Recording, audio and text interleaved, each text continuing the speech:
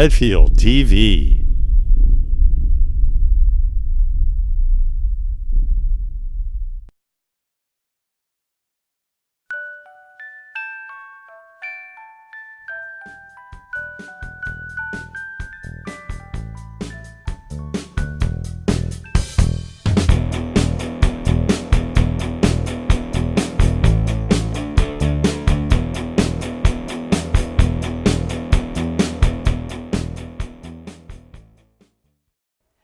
Hello Medfield, and thanks for watching Medfield TV. My guest today is somebody I think you probably would recognize, Richard DeSorgher, who's been kind of a steadfast person around our town. I think everybody knows him. And we hope you'll watch him. He's going to tell about how he's been here and how long he's been here, what he's done in Medfield, and what it was like to leave and start his new life elsewhere. And the first time I met at DeSorgher was when my oldest son, who's now 60 years old, played ice hockey. They didn't have high school hockey then. So his coach was Mr. DeSorgher, and that's how I first met the DeSorghers at the hockey rink. We DeSorgher, not the Richard. No, oh, your father. Yeah. And then I became friendly with his father, and his father and I both were co-citizens of the year in 1980. I've forgotten one year, 1980 years. We were, I think. I can't remember which year it was. Yeah. Might have been 84. But anyway, so I had good feelings about the DeSorghers, and you're living up to his expectations, I hope. I think so. Yeah. And your sister and brother are proud of you? Yeah, I get two sisters. I went up in Maine, and then Eileen is in the homestead on Summer Street, and Lee is nearby in Holliston. So That's great. He's yeah, close. Yeah.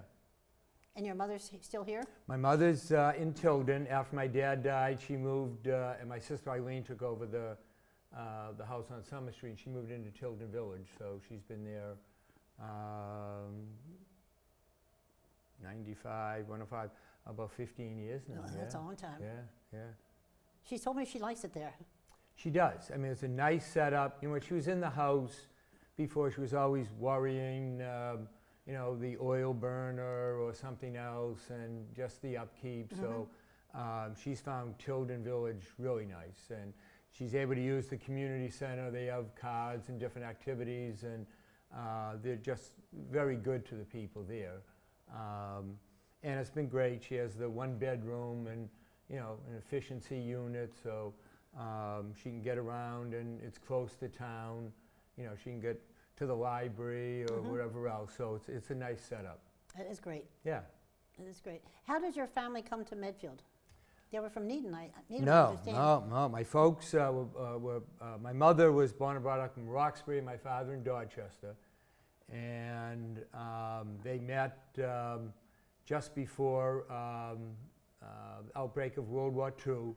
My grandfather was a pharmacist and owned a pharmacy in Uplands Corner in Dorchester. My father worked as a soda jerk, you know, in the pharmacy, and my mother would come in and order, you know, a frap or an ice cream soda or something, and my father would give her extra ice cream and things like that.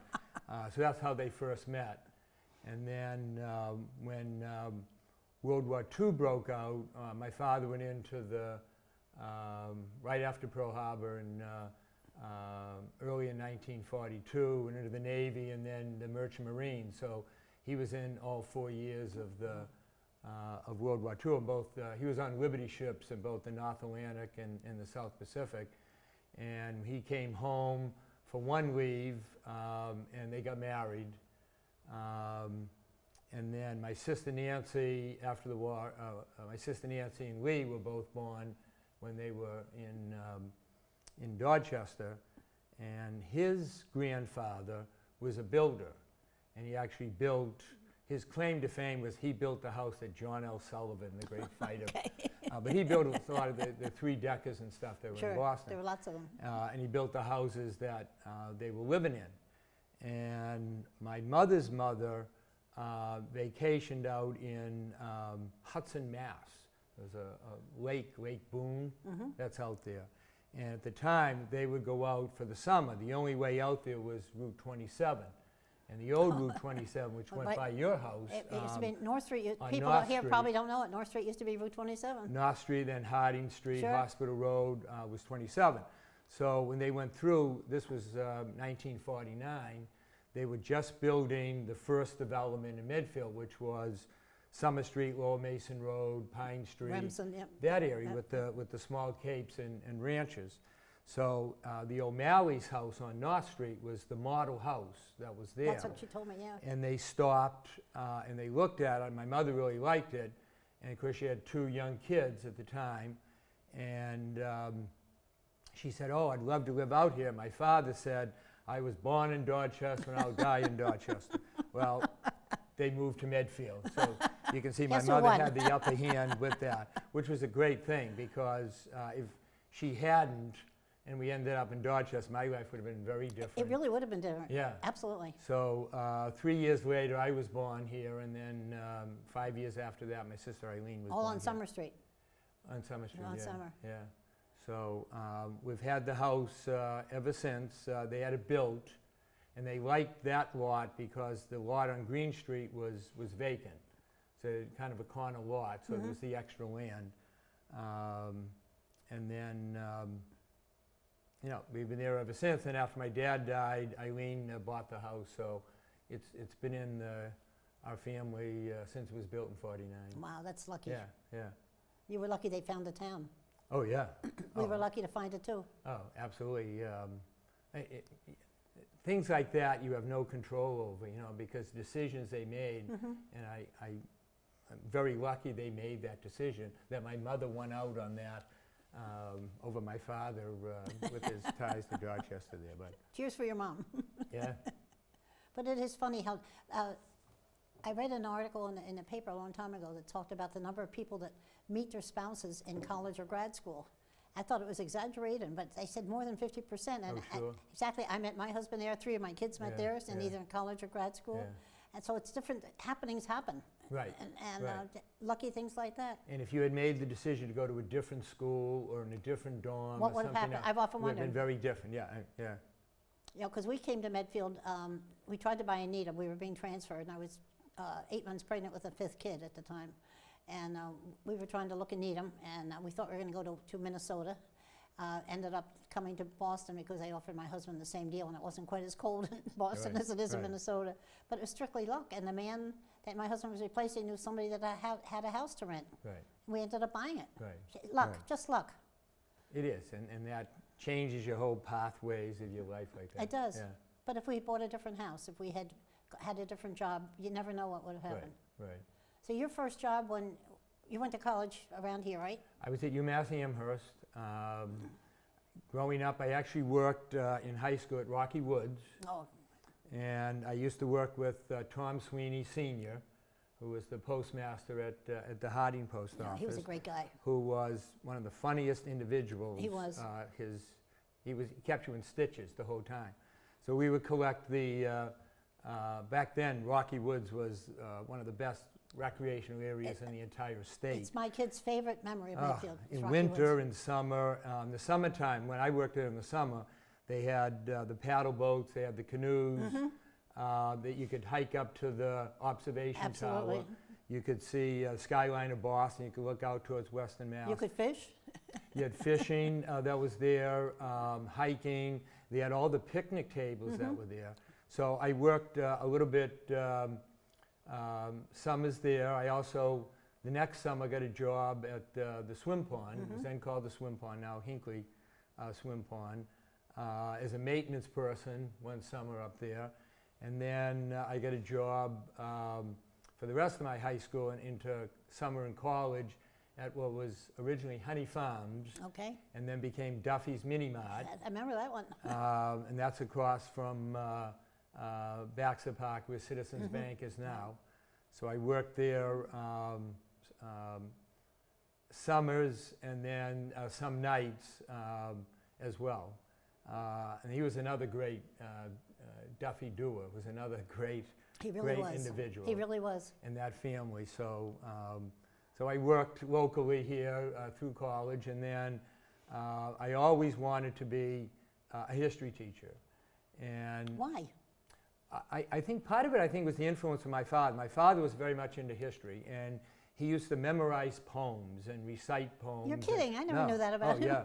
Oh, I remember about him, his hearing was quite bad. I remember oh, yeah. that. Well, all of us have Yeah, terrible yeah. hearing. But he could recite The Charge of the Light Brigade. Oh And my all, God. Oh yeah, all these other poems. And a lot of it was history tied. So I think that had an influence. And then growing up in a town like Medfield that had a lot of history, I got interested in that. So I always wanted to be a history teacher, which I think is unusual because most people today, I think, have many jobs. They start in one, they change fields, but I kind of knew what I wanted to do. And so when I graduated from Medfield High School, graduated out of UMass Amherst, and then I sent applications all over eastern Massachusetts looking for a job as a teacher. And at the time, especially the social studies and the English were a dime a dozen. Okay. You know, if you were in the math or science, there were some openings, but it was very hard. There was just way more, you know, people, you know, wanting to look for jobs. So for a year, there was a substitute agency called Temp Ed. Okay, remember that. They covered about 20 towns. Medfield was one of them. I was one of their temporaries for a while, till I got a Were ya? full-time job, yep. Well, I signed up for that, and Medfield, because I knew all the teachers, because I went there, they could request you. So I was in Medfield a lot, and then my best friend, Kevin Burr, had a job yeah. over in Franklin, which was not in Temp Ed, but he was able to talk to the teachers there, so I was in Franklin a lot, and then you get a call at 5:15 in the morning to go to Blackstone or Stoughton or Milford, or, and of course, you were trying to impress them because you want to get Absolutely. a job there, so you would dress all up and you try to make a good impression when you were there. I got one kind of odd story I Okay. can tell if you want, because you mentioned I got called one day to go to Milford Middle School. All right. And of course, you never know when what the subject is till you get there. So I'm all dressed up in a suit and everything else, and I get there, and it was for 6th grade science, which is not my area, but, and what they were doing, they were going on a walking field trip. And of course, the other teachers now were in jeans, Sure. and it had rained the night before, and they had all packed a lunch, and of course, I didn't have that. So what their job was, they wanted the kids to go up and collect moss and plants to put in the glass bottles and stuff that they could look.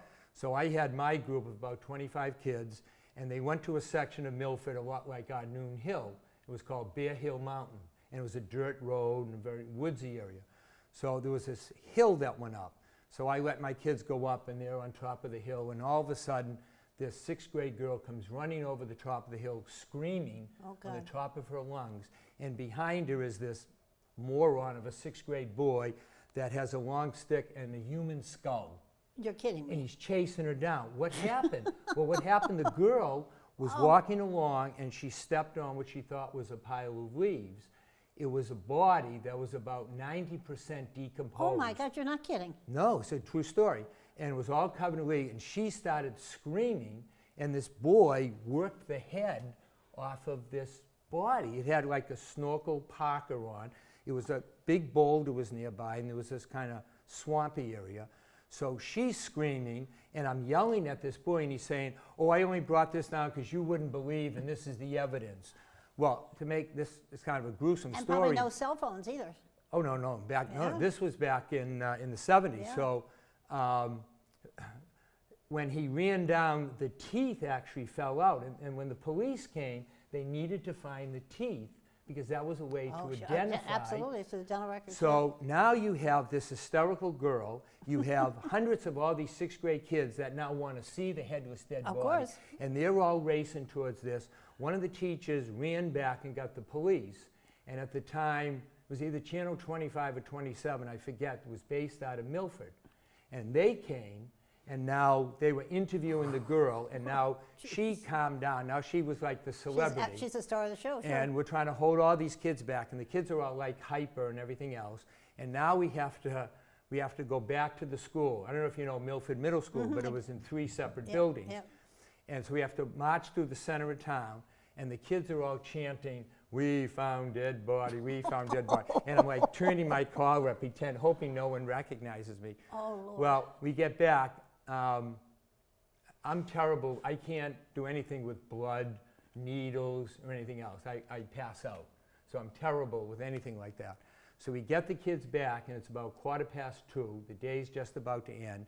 And this boy has his bottle filled with moss and stuff with an opening like this, and he's trying to jam his hand in, and he pushes it real hard, cuts up, and he comes up to me like this. There's hunks of glass in his arm. He's bleeding. Blood is getting all over my suit and everything else. So the nurse's office is the 3rd building over. So now I have to get a teacher to cover my room, and I'm walking this kid over, and he says, "I think I'm going to faint." And I said, "No, you're not." And I got him over there. The nurse, never again did I go back to Milford Middle School. But I did follow up with the newspapers because I was wondering what happened. I thought it was like a gangland killing or something. But I read later, the boy lived in he was 21 years old, lived in the area, had a big battle with his parents and said, "I'm leaving, I'm gone." And whatever happened, they ruled it accidental. He had fallen, I guess, hit his head against this rock, died. The leaves cover him that fall, the snow that winter, until this girl steps upon him. She'll never remember, never ever forget that. Well, neither will I. I'm sure. Neither will I. So that was my introduction to teaching. I'm stuck with it. But what happened is my interest in Medfield history. This was back in 1976 when Medfield was having its 325th, which was also the bicentennial. I was on the committee, yeah. Well, as was I. So my job was to write up a script of the Native American attack on Medfield. And they were going to use the Boy Scouts and the Girl Scouts. We did, yeah. And they were taking the area down by the old state hospital across the street. And the Boy Scouts and Girl Scouts actually built the town, We had little houses, yep, I remember that. and they used the kids. Well, they used my script. And they had Don Batting from WBZ, Oh, God, yeah, he was good. if you remember. I do And remember, he was a friend. he was the announcer, so they read my script and they did the whole reenactment. So when that was over, I went back home and I was almost out of gas, and I pulled into the Sunoco gas station on what was then on 109. And when I did, Jim Morris, who was the acting superintendent at the time, This is one of my favorite pulled people. in behind me. And he said, "Whoa," he said, "is that your script that, they read?" I said, "Yes." He said, "Are you still looking for a job in the Oh social my studies God, how that department?" worked out. And I said, "Yes." He said, "You come up and see me tomorrow." Perfect. And I said, "Yes." And I went up, and part of it was another bit of luck because I had been subbing a teacher actually that I had when I was in then junior high, this Martha Ianson. And this sounds terrible, but when you're looking for a job substituting, not that you want something bad to happen, but you want people to retire because you want to get the job. Well, she was in an automobile accident and she broke her hip in May. So I was then a permanent sub May and June. So at the end of the year, rather than stay on, she decided to retire. And so they were looking for the job, and that's when Jim Morris said to me, "Come on up." Long story short, they hired me. 35 years later, I was at Midfield. So, Wow. Yeah. So a little bit of luck and being in the right place at the right Yeah, time. but it's often that way, though. Yeah, It still amazes me how often things like that happen. Yeah. That's terrific. I'm glad they found out who the boy was. Oh, yeah. Yeah. There was, I tell that story, and people say, "Then you kept teaching?" I said, "Well, yes. I saw it was going to be an interesting profession." But thank God it wasn't that interesting often. No. So you taught all those years. Do you have any favorite students over that period? The one thing I really liked about Midfield was the kids. And that's the one thing I really miss. I don't miss the correcting as much, but you miss the kids. And we're very fortunate in Midfield. The caliber of the kids that are here are just tremendous. They're polite, they're nice to one another. And when I first started teaching, I started in the junior high, and then it became the middle school. And I was an 8th grade teacher, and then I became 8th grade team leader. And I always had interest in the political science and the history. And Gordon Hodney. Oh, God, these names all coming out of... Gordon Hodney was the political science teacher, and he got appointed the head of the history department. And so an opening came in the political science, and I went over and saw Bob McGuire, who was the principal at the time, and said I was very interested, and I then got that job, so I moved from the middle school over to the high school. So I was about 18 years in the middle school, and then the rest I was over at the high school. And then I became later department head at the high school. And the reason I was there for several years, but you were 2 sections that you didn't teach because you had to do the department. So I had 3 sections, which meant that rather than have 5 classes, I had 3 classes, and I just missed the classes. I missed being in the classroom. So I eventually said, I want to go back to the classroom full time. A lot of times the issues you had as department head were other people's issues, and a lot of times I was siding with the kids on some of those issues. So I went back into the classroom full time, but I've met just so many tremendous kids that I still am in contact with today. I get invited to go to their weddings and things like that. That's nice. Medfield is just very fortunate. As I say, I would pass papers back, kids would say thank you. You know, I always thought if you give them respect, they give respect back.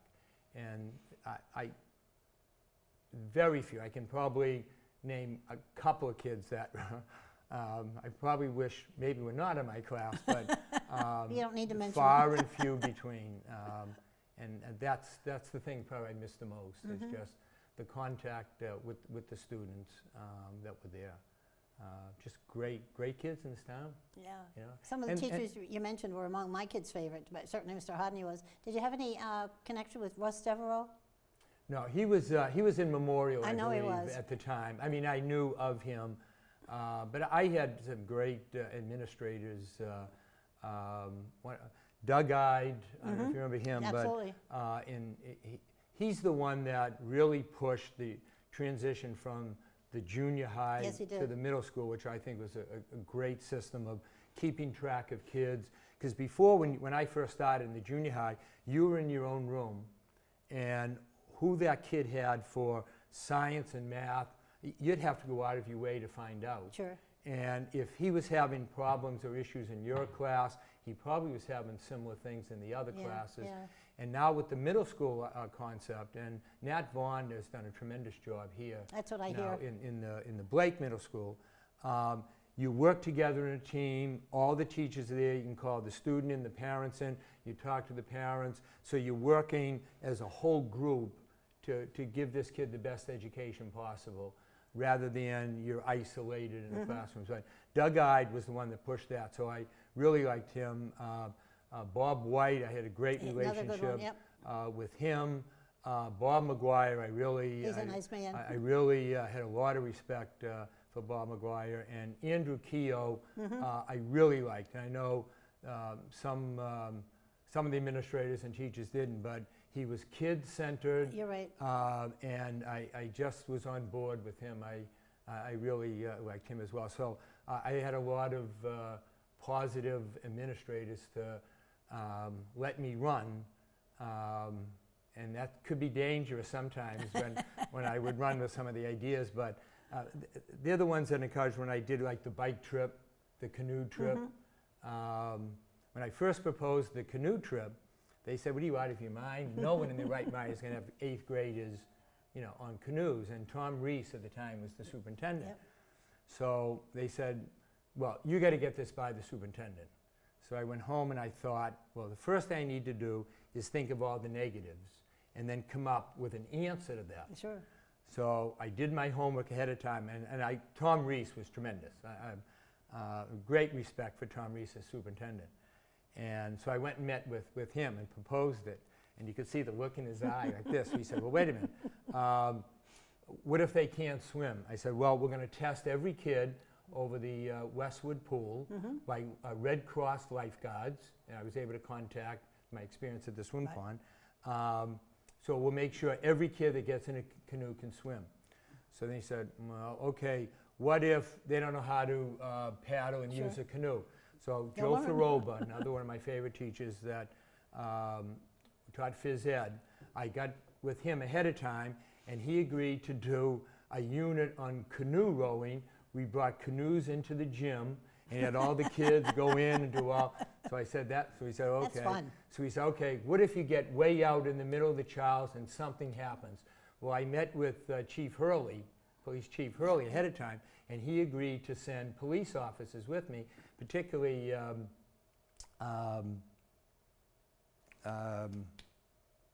Bobby Norton? No, I guess it before that. Was no, it Bob?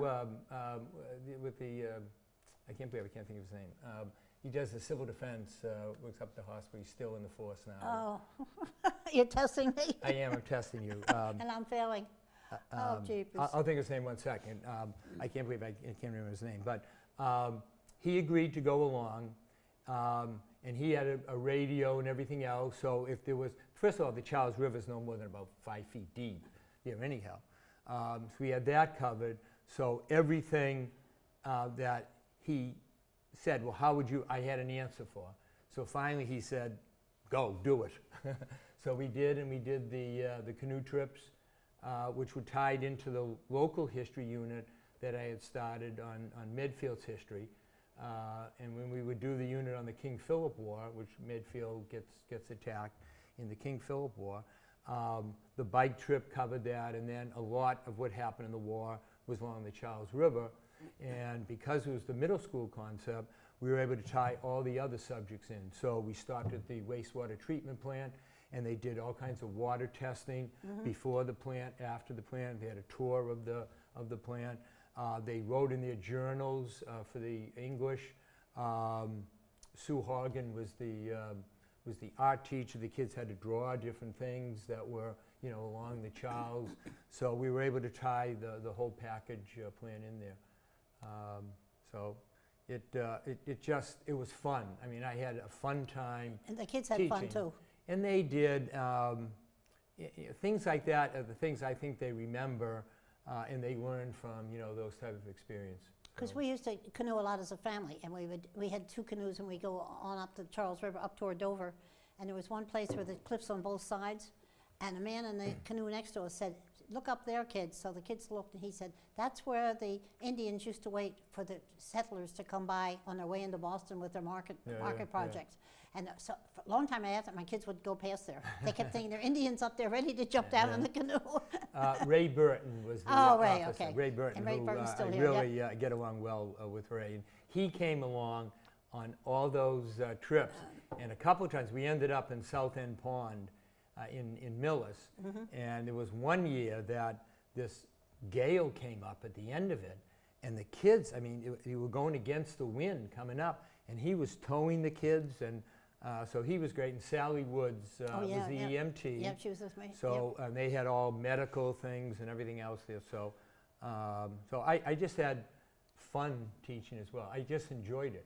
You know, people would say, how can you do the same job for 35 years?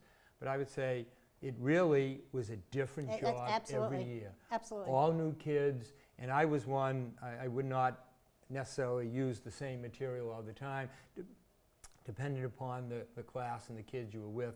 So it was new, and it was a whole new job with all new kids. So it's really like I had 35 jobs, not one, here in Medfield. So I did, I enjoyed it. Okay, now tell me the truth. Did you ever get detention in school? Women, ha ha ha. Do I have to answer that? No, you can dodge it. No, You never I'm trying did? to think detention. I did. Well, I'm just trying to think. Yes, I had my senior year, Bill Young, for business law. Okay. And the attendance slip didn't come out to second period, and I had him first period. And his room, this is before they added on to what is now the Blake Middle School, was the high school, and in the middle was the courtyard. Well, his room was on one side of the courtyard, and opposite was the library. Now, today the library fills in the old courtyard. So I decided I'm going to skip his class, and I'm going to go with friends. I'm going to go to the library instead. And you got caught. Well, stupid here is in front of the library windows, which he looks straight across the courtyard. So Well I done. get called down. Now, Jack McGrath was the assistant He's another principal. good guy. So he calls me in his office, and he says to me, look, DeSorgher, you moron, if you're going to skip a class, don't skip it so you're standing opposite so the teacher can see you. So I had a couple of detentions. You got caught. I had a couple of detentions out of that one. So I did on that. I think most kids get caught doing something. Yeah, I did on that. I think they do.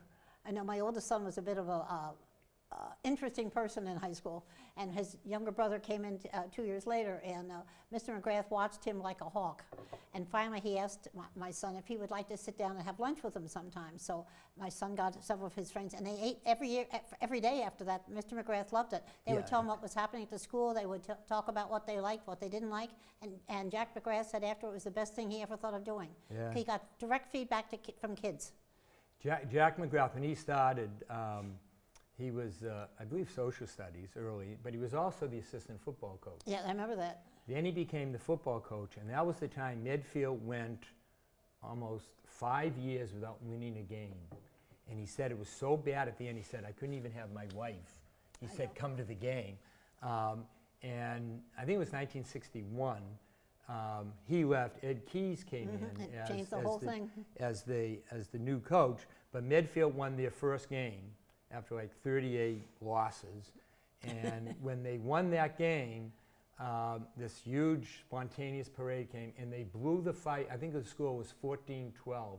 They blew the fire whistles 14 times, then 12 times, and they had this parade through the center of town.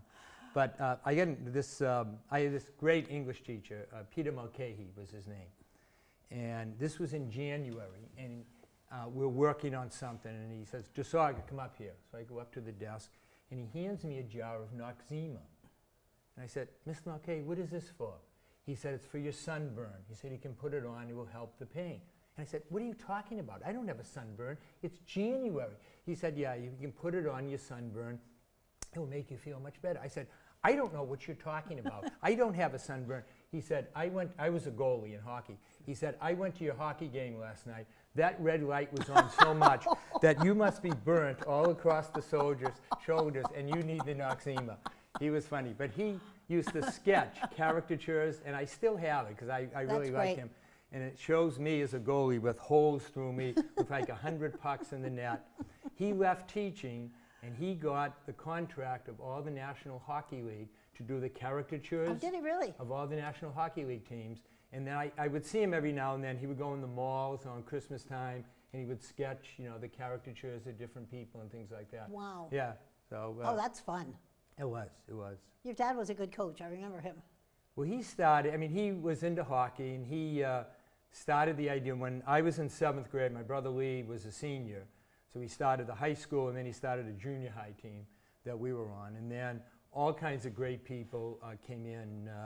People like Bill Reagan, people like Ron Flozier, people like, I should name names because I'm going to forget people, Jimmy Morgan, people, so many people in the town that came together, and the youth hockey program got started, the high school, and then the high school picked up the hockey, and now we got the girls hockey, that's there. Yeah, my younger daughter is angry about that, because she would have been a very, very good girls ice hockey. My sister Eileen says the same thing. Mary Ellen says, how could they do that now? Because Mary Ellen was a very good athlete, and she played in 3 sports.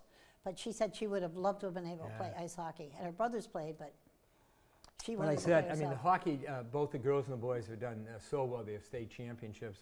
I said, my father would be so proud today to see the caliber of hockey at Midfield High School. We first started, we used to have to sell raffle tickets. We used to have ice over the old 4 Seasons in Walpole, which is now Walmart. That's when I first went, Which is now Walmart. That's when my son first played. We had it from 5 to 6 Sunday mornings, and because no one was on before us, they gave us the hour before. We used to go over there at 4 a.m. Sunday mornings from 4 to 6. We had a carpool, and we had a carpool. Our time was 2 to 4 in the Sunday morning. Or PM? AM. Yeah. So we had trouble is you had a carpool, and I would pull up in somebody's driveway. Beep, but you can't beep at that hour. You'd be afraid to beep the horn. Yeah. So we'd wait, and if the kid didn't come out, we'd turn around and just go on our own. My husband coached ice hockey for years and loved it. Well, my mother tells stories that at that hour, someone would call just after we left. Of course, wake her up saying, I missed my ride, can I get a ride? She said, he already left. Yeah, that happens. Yeah. So tell me why you ran for Park and Rec the first time. Well, I just came home from college, and was interested in the town, and a lot of, when I was teaching, when I was substituting, I met a lot of kids, and was talking to kids of different things that they felt it's too bad we didn't have in Medfield. As one that grew up in Medfield, I mean, we've never been the recreational center of the world here in Medfield. In fact, in many years, they used to nickname it Deadfield. But I'll get back to that as an aside. A lot of the kids, same kids that called that Deadfield, when they got married, came back to Medfield because it was just a great experience to grow up in a town like this. 3 of my kids came back to Medfield. Yeah. 3 of mine live here. I see more and more former students I had that couldn't wait to get out of Medfield. Now they're married with kids that want to come back to Medfield, for that experience. Mm-hmm. So it's just a great community to. Were you opposed when you ran the first time? I was. I remember the thing, but I don't remember who you opposed to. There was 3 running, 2 to be elected, and Who were they? I was 23 years old, and I stood out with my signs, and I figured I was fairly well known, mainly through my father, who was also previously on the Park and Recreation Commission. And as I said, I wanted to do things for more activities for kids in the town. And I figured the areas that were new in town, Indian Hill Road and other areas that I probably would not be as well known. So I went door to door. I knocked door to door. So I was elected to Park and Rec, and I served that term and then was reelected the second term. And then that's when Sandra Muncy, who was the first female selectman in Medfield, decided she was not going to run. And so that's when I decided I was going to run. And an individual that I later became best friends with ran against me. That was Ken Childs. Okay. And he had been on the planning board. And of course, at the time, I was only 27 years old. Yeah, I served 2 terms with Ken Childs. It was great. So I defeated Ken. And at the time, so I served with Ed Beard and Bill Reagan. So here's kind of the funny story, is that November, Massachusetts passed Proposition 2.5, which was devastating for a lot of the local communities. And Bill Reagan was so upset and feeling that, decimating that he resigned. I was chairman of the Warrant Committee. He came up to tell us. Okay. We were upstairs meeting at the 2nd floor of Town Hall. It's where the Warrant Committee used to meet, and he came up and interrupted the meeting and said, "I'm quitting." Yeah. So he resigned. So he resigned in January. Now the election's in March. So rather than have an election in February, and then they said we'll just run with 2 selectmen until the election in March. Yeah. So Ed Beard had announced, because he was up for re-election, that he was not going to run for re-election. So I became chair. It was just Ed and I. Mm-hmm. We had to make sure we agreed, because otherwise the yay and nay would defeat whatever the motion was. Yeah. So it was just 2 of us as the selectmen, January, February, March. So they always would say to me, "Sure, you got on. Bill resigned, Ed wouldn't run." And then that's when Ken Childs ran again and was elected, and Bob Larkin ran. And then So I ran for your, when your then term was up, I ran. I was on with Ken and Bob Larkin. And then at the time it was difficult because they had just passed, as a teacher in the school system, they had passed, Governor King Ed King was the governor.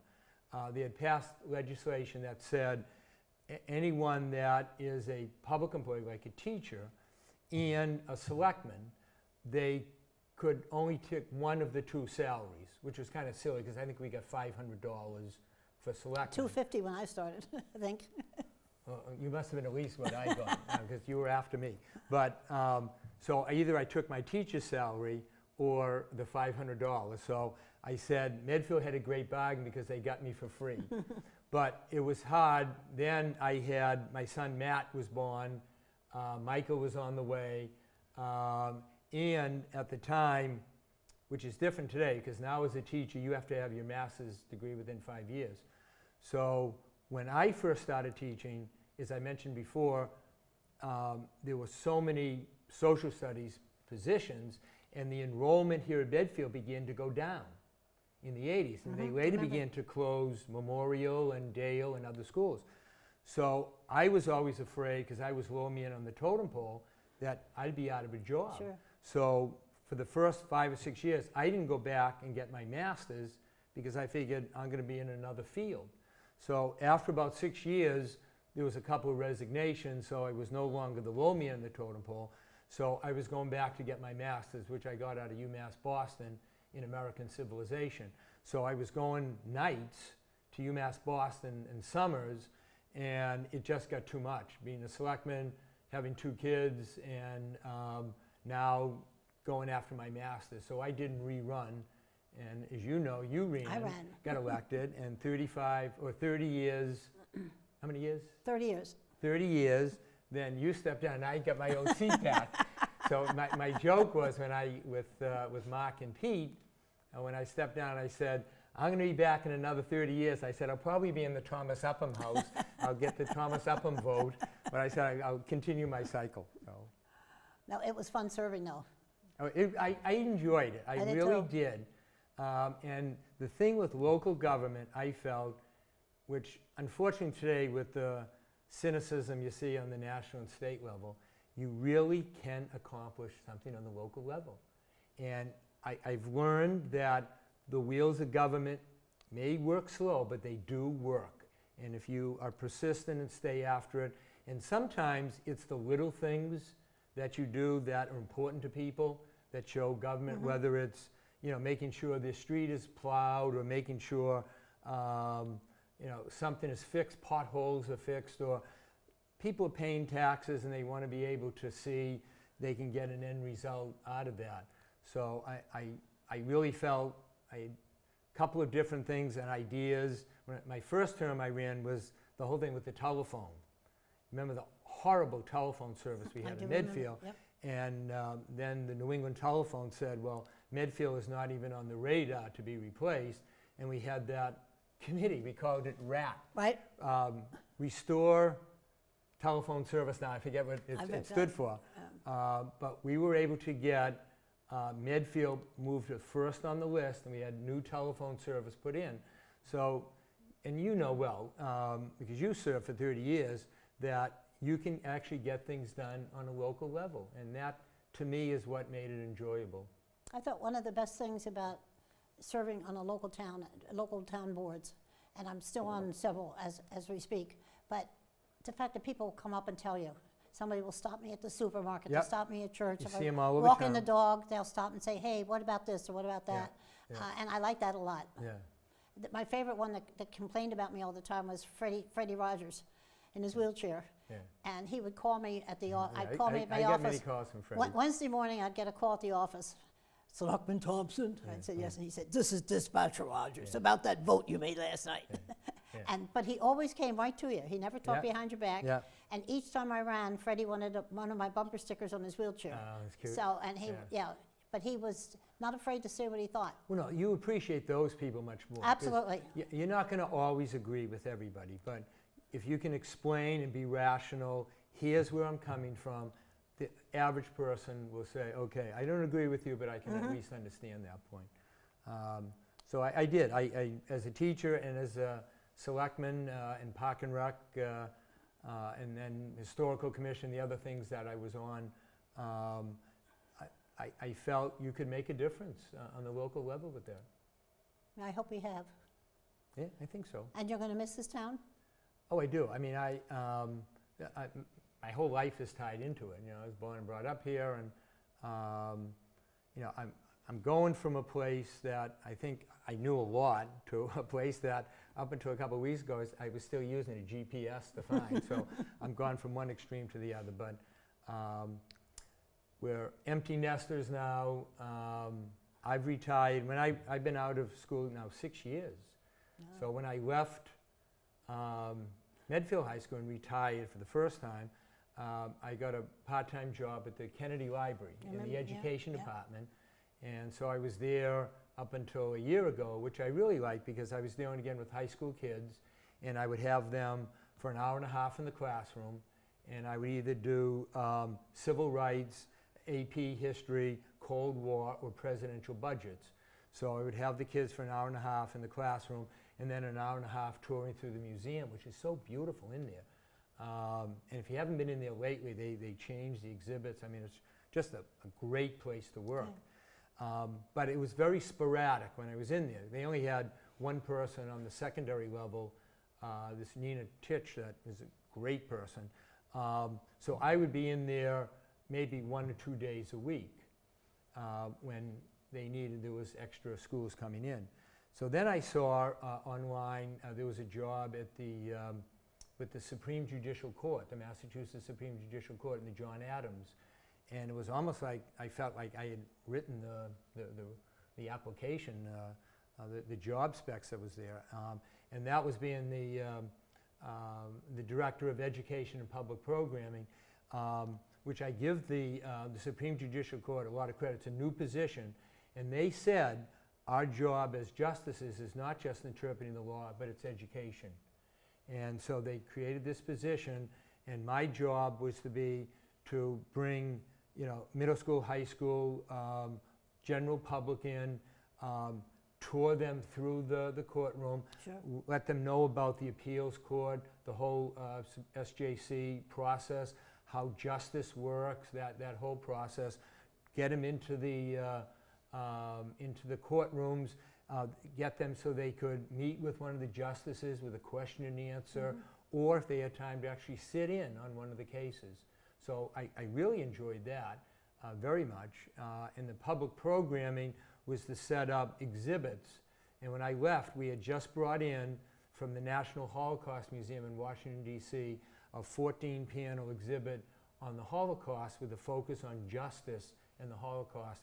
And the building at John Adams, if the people out there have not been to the John Adams Courthouse, take a tour. It is beautiful. I haven't been in a inside. long time. Well, we took the senior citizens. And I did. Medfield. That was the day I couldn't go. So. Medfield came in twice, and then the Romeo group, retired old men eating out, led by Tom Sweeney and others. They came in for a tour, and I set a program up this last summer called Senior Summer, and I contacted all the senior citizen groups in Eastern Massachusetts and invited them to come in, and I said I have a trifecta of reasons why you should come in. 1, it's free.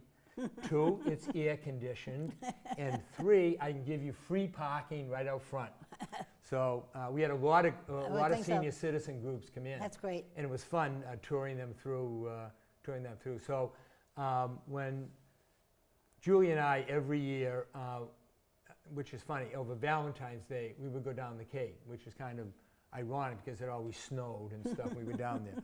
And this last Valentine's Day, she was going to take early retirement. I had retired but was working part-time at the court.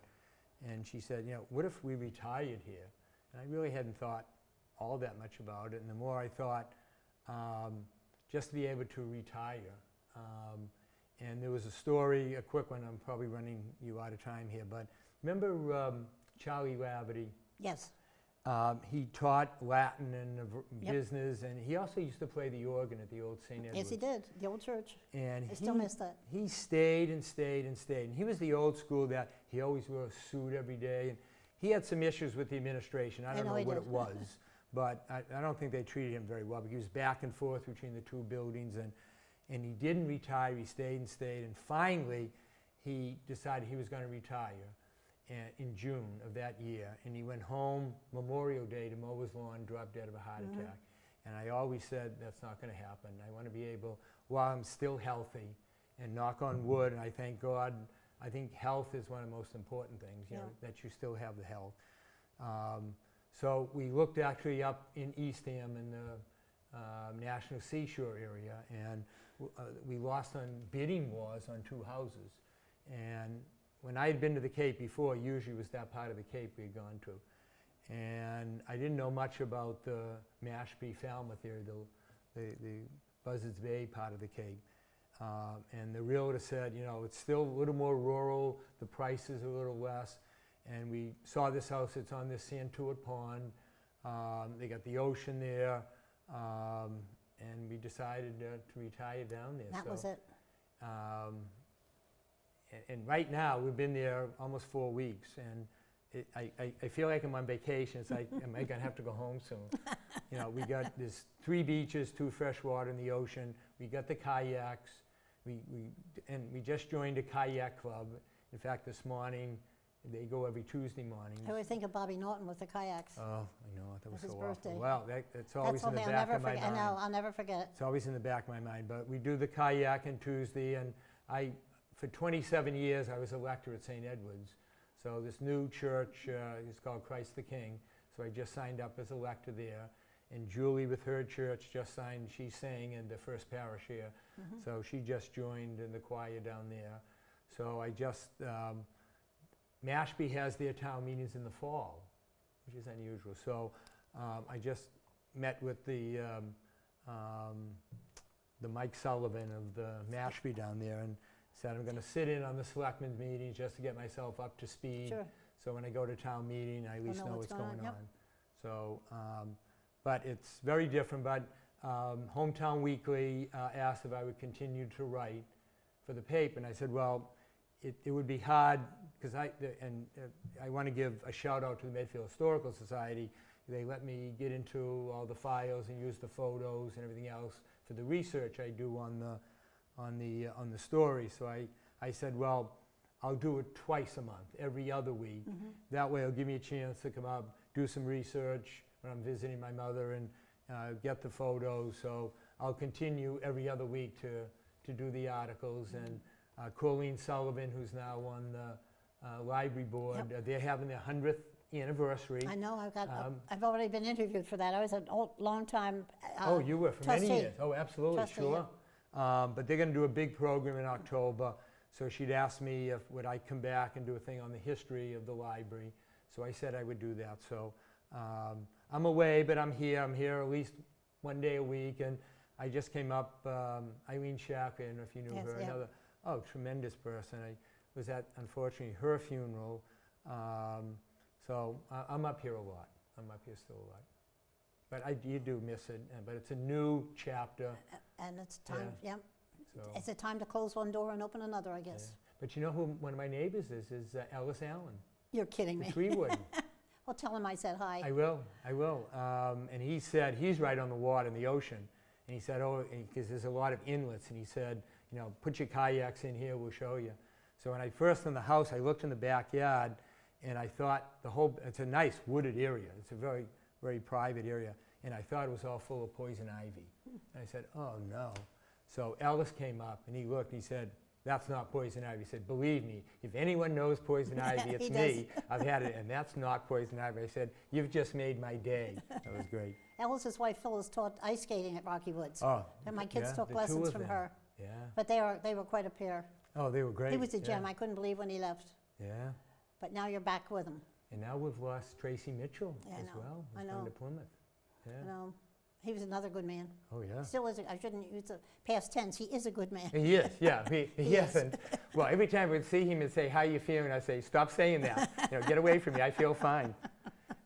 Tommy Caruso, what a great, he's a nice man. That from the Roberts, first it was Parker and then Roberts, now Joe Mitchell. Roberts, yeah. Now with Tommy, that has a history that goes back into the 1800s. Absolutely. There used to be the ambulance squad there too. I interviewed Tracy.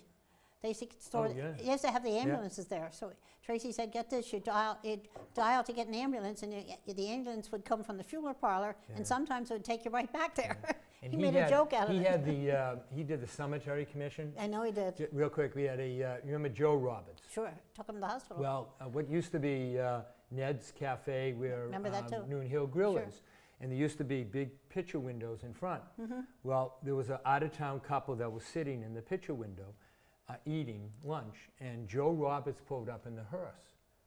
And he got out of the hearse, and people look, and he walked around, he opened the door, and he yells real loud to Ned, "I have the meat, where do you want it?" And the people going, "Oh!" So he has an incredible, odd sense of humor. But there's more Joe Roberts stories you could probably tell. I know a couple myself, but yeah, we won't tell.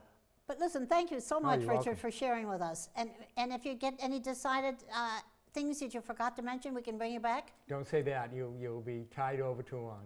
But I will. Thank you, No, Ian. you may think of something later on that you wish you'd said, Okay. and you could always do it, because you're up here all the time to visit your mother. I am. And your sister's here too. I am. So it'd be easy to have you back. But let me just, before you leave, let me just give a shout out to Ann Thompson for all that you have done in so many different areas, on town government, on how many years did you do the CPR? 30 years we taught CPR, And mostly with just- Bill Mann. I use you as an example. I used to the kids to talk, when I talk about Thomas Jefferson, was called the active citizen. And you were one of the examples I used to use Well, we tried. as an active citizen. So if there's a role model of people today to be good citizens, here's one right here. God, I didn't bring you on the show to do that. That's okay. That's Didn't okay. expect that. I wanted You to do embarrassed that. me. You're welcome.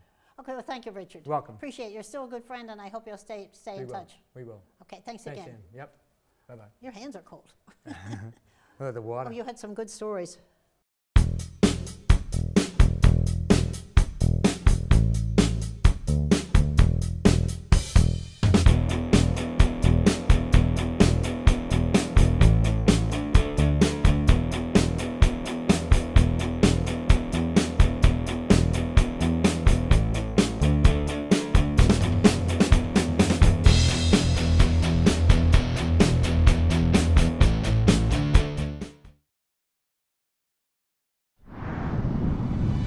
The preceding was a production of Medfield TV, Community Shows.